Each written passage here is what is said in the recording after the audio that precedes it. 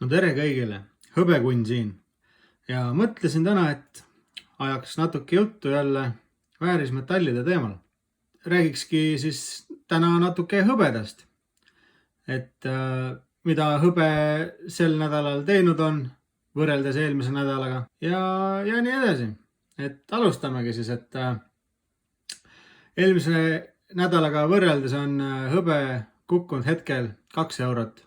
Hõbeda maailmaturu hind on hetkel tänase seisuga 25 eurot untsi kohta. Ehk siis 31,1 grammi puhast hõbedat on maailmaturu hinnaga hetkel 25 eurot. See muidugi iga tunniga, iga päevaga võib siin muutuda. Aga kuna eelmine nädal oli 27 eurot, siis praegu võib-olla on hea võimalus juurde osta omale. Et räägiks natuke täna, panen need korraks natuke kaugemale. Et võib-olla nendele siis, kes pole väga kursis hõbedaga, et kes hoiavad omal kodus siiamaani võib-olla kuskil sokisääres või madratsi all sularaha, et räägiks natuke sellest. Muidugi sularaha on igapäevatoimingutes väga tähtis osa meie elus. Aga kellel on natuke rohkem raha üle, seisab lihtsalt see pangakontol või kuskil madratsi all, et tegelikult aastast aastasse kaotab see oma väärtust. Lihtsalt toon teile näiteks, mul on mõned vanad paberrahad, mis lihtsalt seisavad. Mõned võib-olla on siiani käibel, mõned on ammu käibelt kadunud. Et ühesõnaga, vana paber, kunagi oli see raha, aga tänapäeval ei ole see midagi enam väärt. Prinditi tohututes kogustes, et saate näha, et raha ikkagi kaotab oma väärtust. Iga dekaadiga üldiselt kaotab tohutult väärtust, sest igapäevaselt prinditakse seda juurde. Ja nii on lihtsalt, midagi teha ei ole. Aga kuidas siis mitte raha väärtust kaotada?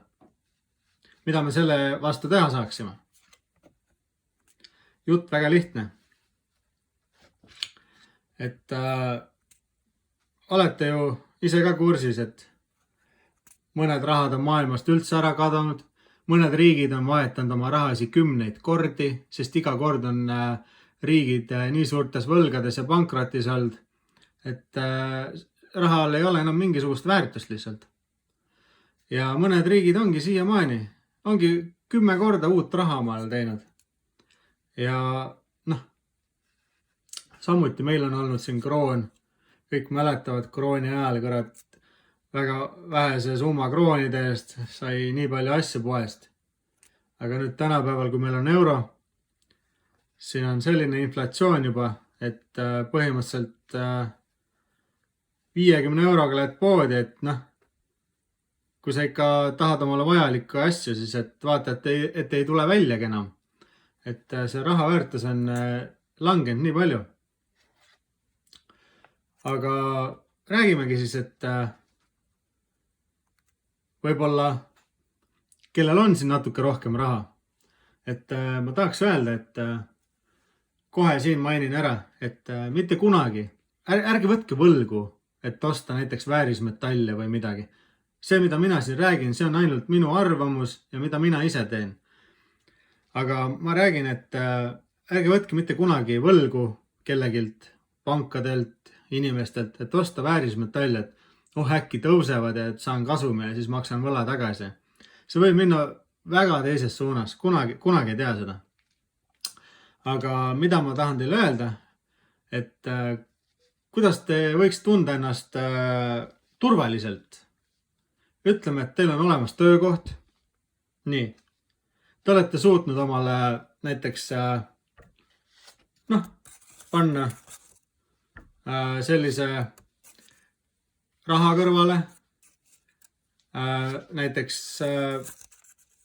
kuidas öelda, et kui midagi peaks juhtuma, et teil on raha, mida võtta, et ei pea minema midagi maha müüma, te ei pea minema panka, et võlgu võtta, vaid teil ongi see raha kusagil ära pandud teie jaoks.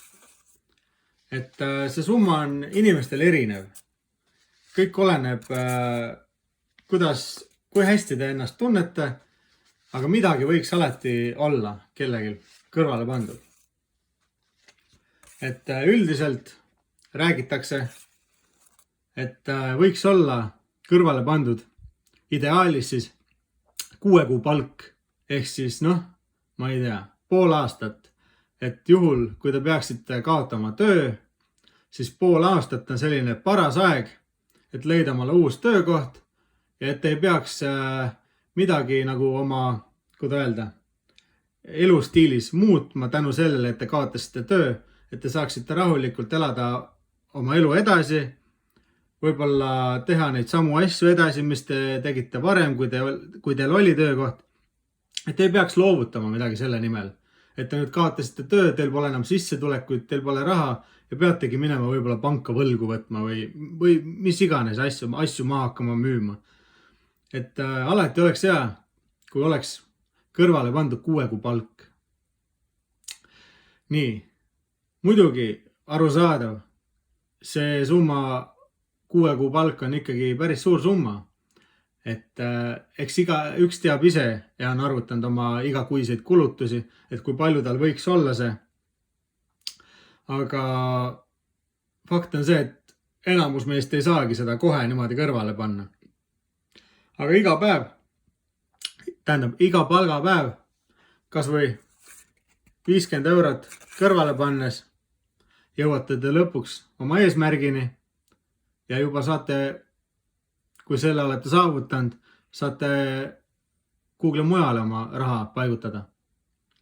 Aga nii lihtsalt on, et alati võiks olla kõrvale pandud 6 kuu palka vähemalt. Mina seda ei ole saavutanud veel, aga vaikselt panen kõrvale. Ühesõnaga, see raha on see, mida ei puudu mitte mingis, et seda lihtsalt ei puudu, see on. See on sellisteks olukordadeks, kui ma ei tea, sinuga juhtub midagi, sul on vaja katta mingi haigla kulusi, su auto läheb katki näiteks, sul on vaja koheselt autot, et ei lähe ju võlgu võtma, et parandada. Sa saad kohe korda teha ja hakkad vaikselt jälle sinna fondi koguma, aga sul on kõik vähemalt oma elus jääb nii nagu oli. Sa saad auto korda ja sa ei pea võlgu võtma ja sa saad edasi oma palka ja saad rahulikult edasi elada. Aga need, kellel ei ole sellist fondi kõrvale pandud, siis nendel võib päris inetuks see olukord minna. Et mida ma tahan teile öelda? Sularaha on väga tähtis, aga teatud piirini. Ja minu piir olekski, hakake vaikselt koguma ja kui teil on reaalselt poole aasta selline rahasumma kõrval, siis te võite endaga rahul olla. Aga mida nüüd teha, kui teil on rohkem raha? Olete pannud omal poole aasta elamisraha kõrvale näiteks juba. Et teil nüüd on pangakontol või kodus seal madratsi all raha, et mida sellega teha? Nagu ma video alguses ütlesin, see raha kaotab ju kogu aeg oma väärtust iga aastaga. Kuna seda prinditakse lihtsalt kogu aeg juurde, seda tuleb rohkem ja rohkem ja raha väärtus langeb.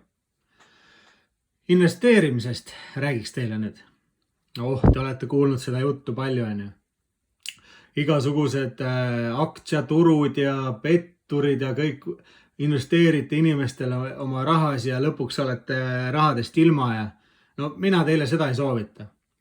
Mina soovitan teile seda, et kõik, mis on sinu käes ja mida sa omad, see ongi sinu oma. Ühesõnaga füüsilisi asju. Ja mitte lihtsalt asju, vaid näiteks hõbedat, kulda, väärismetalle. Kui teil on palju raha, soovitaks hakata tasapisi iga kuu ostma teil kulda, Mitte, et ostate korraga oma raha eest kulda, ei, vaid ostate iga kuu kulda. Nii palju, kui teil võimalus on. Nagu selles mõttes, et te ei lähe all in'i kohe, aga näiteks üks kuu ostad 1 untsi, teine kuu ostad 1 untsi, 3. kuu ostad 1 untsi, 4. kuu ostad 1 untsi. Nii juhtub see, et kuna kulla maailma hind käib kogu aeg üles-alla, siis ei ole see, et sa ostad kuskil mäe tipus omal kogu raha eest selle kulla ära, vaid üks nädal sa ostad all, teine nädal sa ostad võib-olla üleval, 3. nädal sa ostad jälle all, siis ostad jälle üleval, aga lõpuks see graafik, see jääb sul sinna keskele.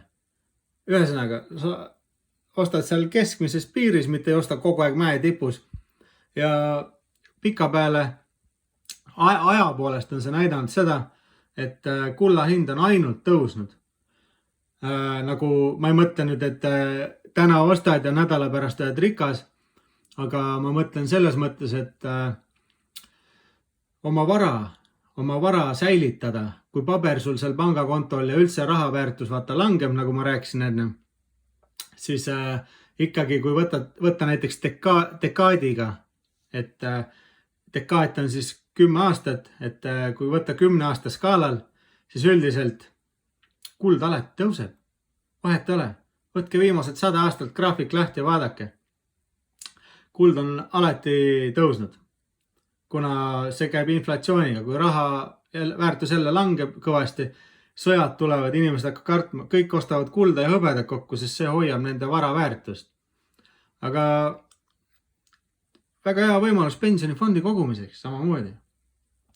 Aga need, kellel on natuke vähem raha, kes elavad põhimõtteliselt palgapäevast palgapäevani, alati on võimalus vaadata oma kulud ja tulud üle. Aga 30 eurot leiab ju igaüks oma palgast. Kas või lähed esimese asjana palga saad, lähedki ostad 1 untsi hõbedat.